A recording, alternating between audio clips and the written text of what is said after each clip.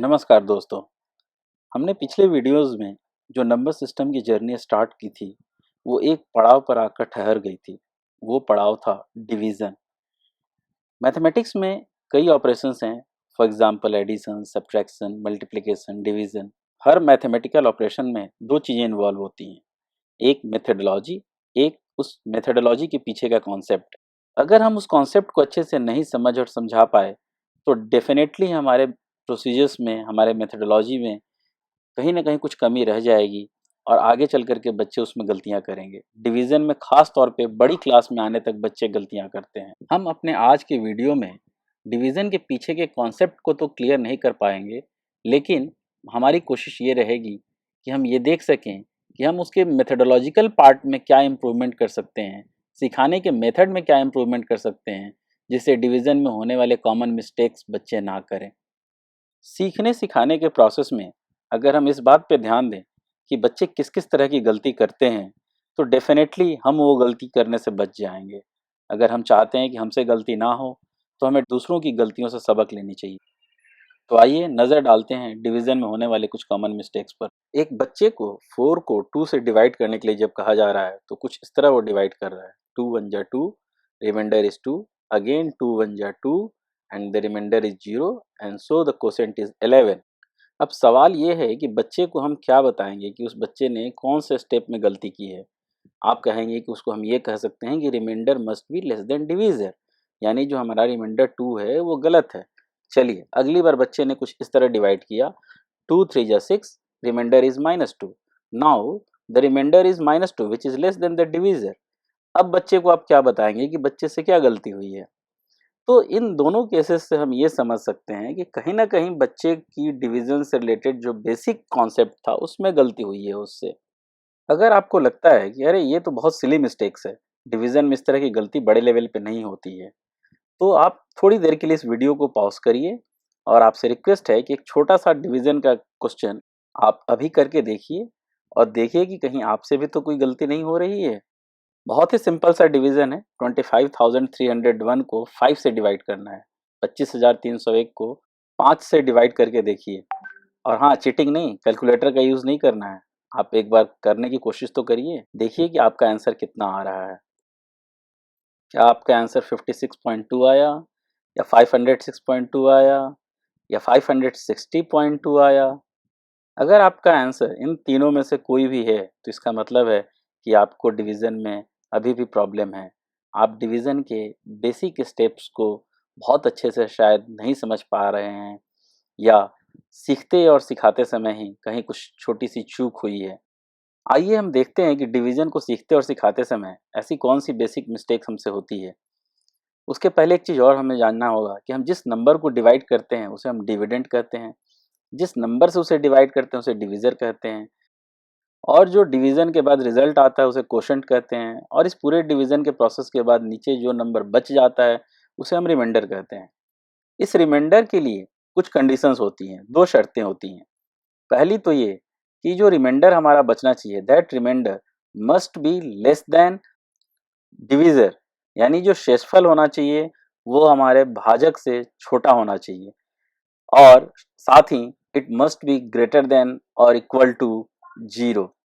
अब हम जानने की कोशिश करेंगे कि जो डिवीज़न आपने किया उसमें आखिर गलती क्यों हुई और कैसे डिवीज़न करना चाहिए कि इस तरह की गलतियां ना हो। आइए देखते हैं डिवीज़न सिखाते समय हमसे क्या क्या भूल हो जाती है। फॉर एग्जाम्पल, अगर इस डिवीज़न को आपको किसी बच्चे को सिखाना है तो आप उससे ये कहते हैं कि 5 के टेबल में 2 नहीं जाता है, इसलिए हम 5 के टेबल में 25 लेके जाएंगे। 5 5 जा 25। और अब इसको जब सब्ट्रैक्ट करेंगे तो यहाँ कुछ नहीं बचेगा और इसलिए यहाँ क्रॉस लगा देते हैं। इसकी जगह हमें बच्चों को 0 लिखने की आदत लगानी चाहिए। जब कुछ नहीं बचता है तो उसके लिए हमारे पास मैथ्स में 0 होता है। चलिए इसके बाद फिर बच्चा 3 को नीचे लेके आता है, फिर हम उसको ये बताते हैं कि 3 5 की टेबल में नहीं जाएगा तो 0 लगा के एक डिजिट और ले आएंगे और ये 30 हो जाएगा। 5 6 जा 30, और फिर हमारा रिमाइंडर बचेगा 0, और फिर हम 1 लाएंगे। ये 1 5 की टेबल में नहीं जाएगा, फिर हम डेसिमल लगाते हैं, डेसिमल लगा के हम 0 लगा देते हैं, फिर 5 2 जा 10 हमने किया। शायद आप में से बहुत लोगों ने कुछ इसी तरह से ये क्वेश्चन को किया होगा और इसीलिए इसमें गलती भी हुई है। आइए अब देखते हैं कि डिवीज़न को सीखते और सिखाते समय किस तरह की सावधानी रखनी चाहिए जिससे ऐसी गलतियां बच्चे आगे चल कर के ना करें। बच्चों को हमें ये बताना चाहिए कि हमें हर प्लेस को डिवाइड करना होता है और एक बार में एक प्लेस को डिवाइड करना होता है। जब 10,000 प्लेस पे दिए नंबर 2 को हम 5 से डिवाइड करेंगे तो कोशेंट आएगा 0 और रिमाइंडर बचेगा 2। अब हम 1000 प्लेस पे आते हैं। 1000 प्लेस को लेकर के हमारे पास नंबर बन गया 25। अब 5 5 जा 25। जब हम इसको सब्ट्रैक्ट करेंगे तो रिमाइंडर आएगा 0। Now we have to go on the 100 place. 100 place पे नंबर आया 3। अब हमें 3 को डिवाइड करना है तो 100 प्लेस पे हमें मिलेगा 0 और हमारा रिमाइंडर बचेगा 3। Now we comes on the 10th place. 10th place पे जब हमने आए तो हमारे पास नंबर बन गया 30। 5 6 जा 30 एंड नाउ रिमाइंडर इज 0। अब वंस प्लेस का डिजिट बच गया 1। जब इसको डिवाइड करेंगे तो quotient will be 0 and 5 zeros are 0, remainder will be 1, and thus we have divided all the places. So now if remainder is remaining तो हम डेसिमल के बाद 10th प्लेस पे जाएंगे और इस तरह डिविडेंड हुआ 10 और इस तरह डिविडेंड का हर प्लेस डिवाइड हो गया और उसका रेस्पेक्टिव कोशेंट भी ऊपर अपने अपने प्लेस पे आ गया और जो कोशेंट हुआ इस तरह 5060.2। इससे ये फायदा हुआ कि कोई भी प्लेस छूटा नहीं जो डिवाइड ना हुआ हो। अब हम डिवीजन को कंटिन्यूअस सब्ट्रैक्शन के तौर पे भी देख सकते हैं। आइए एक एग्जांपल लेते हैं। Let us see we have to divide 30 by 7। अगर हम इसको लगातार सब्ट्रैक्ट करते जाएं यानी 30 में से 7 सब्ट्रैक्ट किया तो रिमाइंडर इज 23। अब ये प्रोसेस तब तक चलता रहेगा जब तक कि रिमाइंडर जो हमारा है वो डिवीजर यानी 7 से छोटा ना आ जाए। So subtraction will be continued until we get the remainder less than 7. So we again subtracted 7 from 23 and we get 16. When we subtract 7 minus 16 we get 9, and when we subtract 7 from 9 we get 2. Here remainder is 2 which is less than divisor 7. So division will stop here. Now the question is what is the quotient? यानी अगर हम लगातार subtract करते जाएं तो quotient हमें कैसे मिलता है। इस तरह के क्वेश्चंस में हमें कोशेंट मिलता है नंबर ऑफ स्टेप्स से, यानी जितने स्टेप्स के बाद हमारा सब्ट्रैक्शन स्टॉप होगा that number of steps is equal to the quotient.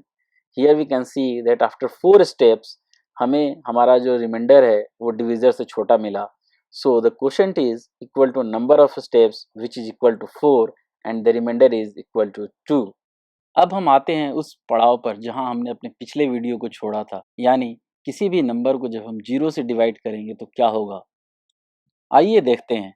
ये तो हम सब जानते हैं कि when 0 is divided by any number is equal to 0।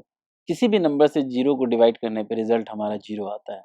लेकिन अगर मैं आपसे पूछूं कि अगर हम किसी नंबर फॉर एग्जांपल अगर हम 5 को 0 से डिवाइड करें तो हमारा आंसर क्या होगा।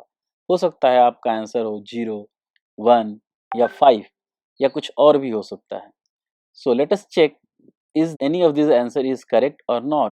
उसके लिए हमें सबसे पहले ये देखना होगा कि हम अपने डिवीजन के आंसर्स को चेक कैसे करते हैं। अगर कोई भी डिवीजन हमने किया है वो सही है गलत है हम कैसे जानेंगे। फॉर एग्जाम्पल अगर हमने 12 को 4 से डिवाइड किया और आंसर 3 आया तो how will we know that our answer is right और रॉन्ग। तो हम 3 और 4 को जब मल्टीप्लाई करते हैं तो हम देखते हैं कि 12 आ रहा है, it means our answer is right. यानी कोशेंट और डिविजर को मल्टीप्लाई करने पर अगर डिविडेंड आ जाता है तो हम समझते हैं कि हमारा आंसर करेक्ट है। तो अगर हम 5 divided by 0 is equal to 0 को राइट आंसर माने तो 0 into 0 must be equal to 5, यानी 0 और 0 को मल्टीप्लाई करने पर 5 आना चाहिए जो कि पॉसिबल नहीं है। It means 5 divided by 0 is equal to 0 गलत आंसर है। इसी तरह चेक करते हैं दूसरे आंसर को। If 5 divided by 0 is equal to 1 then 1 into 0 must be equal to 5, लेकिन 1 इंटू 0 तो 0 होता है तो इसका मतलब है कि ये आंसर भी गलत है। 5 divide by 0 can not be equal to 1। इसी तरह हम देख सकते हैं कि 5 divide by 0 is equal to 5 लेने पर 5 into 0 should be equal to 5, लेकिन 5 इंटू 0 भी 0 होता है, इसलिए ये आंसर भी पॉसिबल नहीं है। कुछ लोग ये कहते हैं कि when we divide any number by 0 we get infinity, यानी अगर हम 5 को 0 से डिवाइड करें तो इन्फिनिटी मिलेगा। तो इसका मतलब ये हुआ कि जब हम 0 और इन्फिनिटी को मल्टीप्लाई करें तो हमें 5 आना चाहिए। Is it possible? Obviously not. So A number divided by 0 will never be equal to infinity. हम ये अच्छी तरह जानते हैं कि when 0 is multiplied to any number, it will give 0. यानी any number into 0 cannot be equal to 5 and so any number divided by 0 is not defined. इसलिए हम कभी भी 0 से डिवाइड करते ही नहीं। इसीलिए रेशनल नंबर की डेफिनेशन में भी ये बात कही गई कि q should not be equal to 0। तो अभी के लिए बस इतना ही। आप इस वीडियो को लाइक करना और चैनल को सब्सक्राइब करना मत भूलिएगा। धन्यवाद।